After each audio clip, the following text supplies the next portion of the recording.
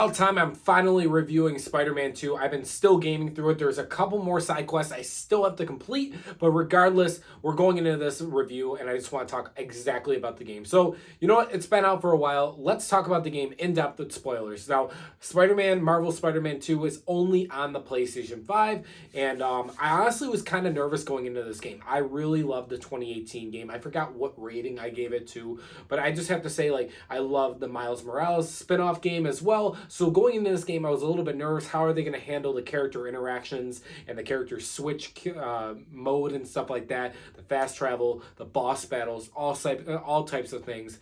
And I have to say, guys, things I want to talk about first is the frame rates in this game. Now, on the PlayStation 5, you can switch from 4K 60 frames to even having an ultra performance of hitting up to 120 hertz supposedly, or want more fidelity and turning off film grain and stuff like that. But the performance, the game looks beautiful. Visually speaking, the game looks amazing. And that 60 or 120 FPS is great. It's great to have.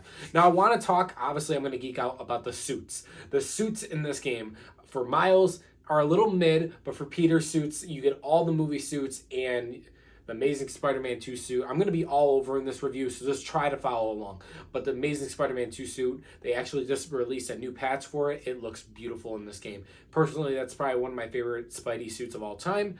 But overall, I have to talk one comment about this thing, and I want to see if you guys agree.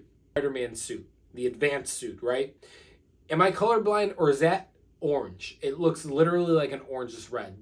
But regardless, he gets an advanced suit 2.0 in this game that's full on red, and it looks actually really, really good. But as for the abilities and the gameplay, the abilities, they added a new skill tree for Peter, Miles, and a combo one, which is pretty fucking cool. Upgrading your gadgets, all types of things like this.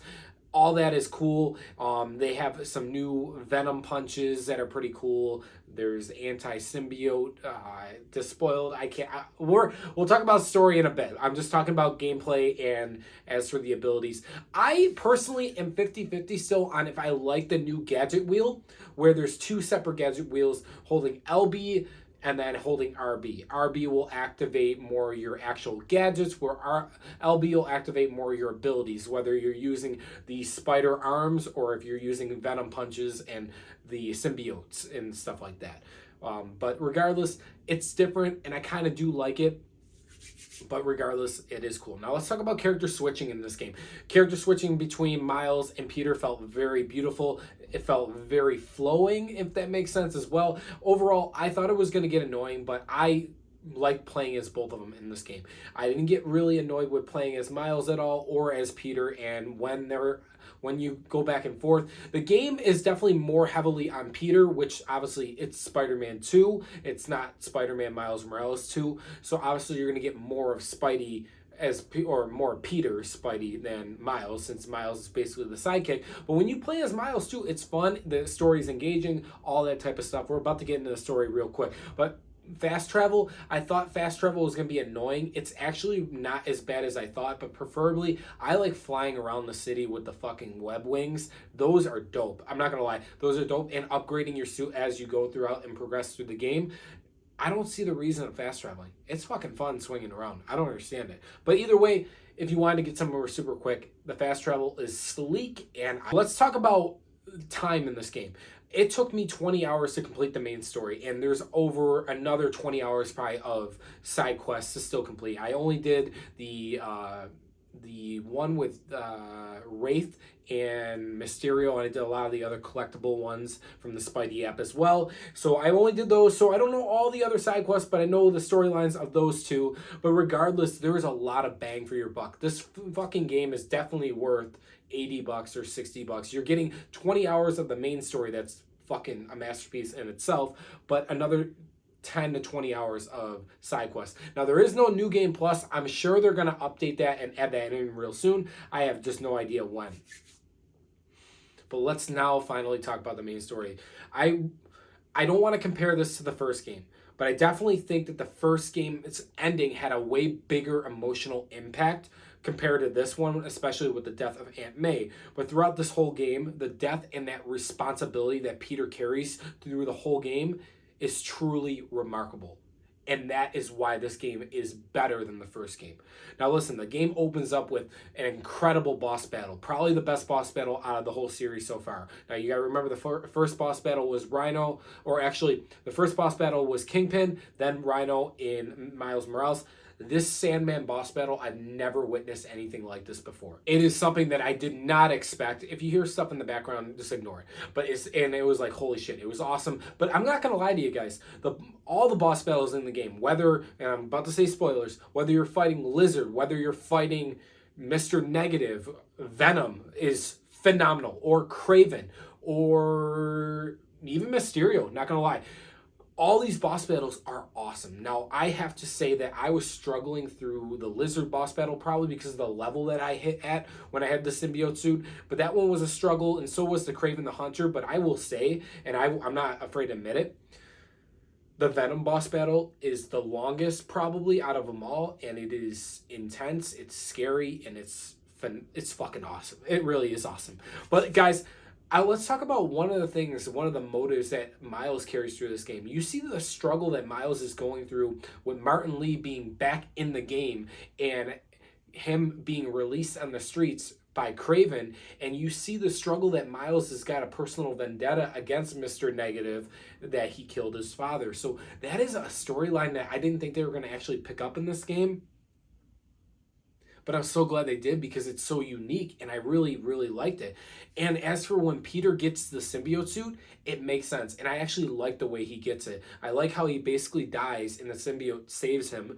And I just, with the symbiote going from Peter to Harry, back to Harry, or from Harry to Peter to back to Harry, I had no problem with Harry being Venom. I really didn't. I liked where the story was going and it made sense. Now, down the line, if we ever see Venom again, and if it's Eddie Brock, I'll be happier. But I was basically satisfied with it. I was never getting mad at Harry being Venom. And I'm telling you, when you're playing as the symbiote Spider-Man, it is fucking cool. And you see the slowly transition into madness and Peter to lose himself to the symbiote, and where the symbiote is fully taking over his mind. It is great. It is great.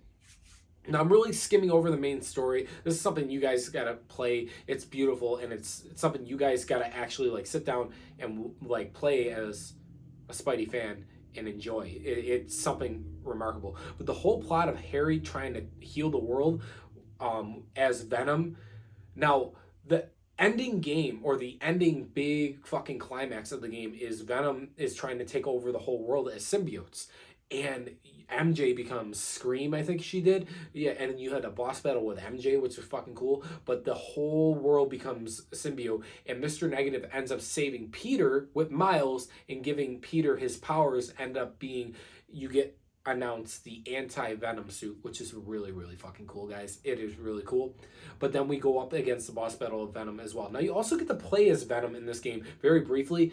And I really want a Venom DLC or like a playable game or something like that, because that was fucking probably the best 20 minutes of... Guys, I'm geeking out over this game. But as for the end of the game, we see that Harry is put in a severe coma as Norman is going mad.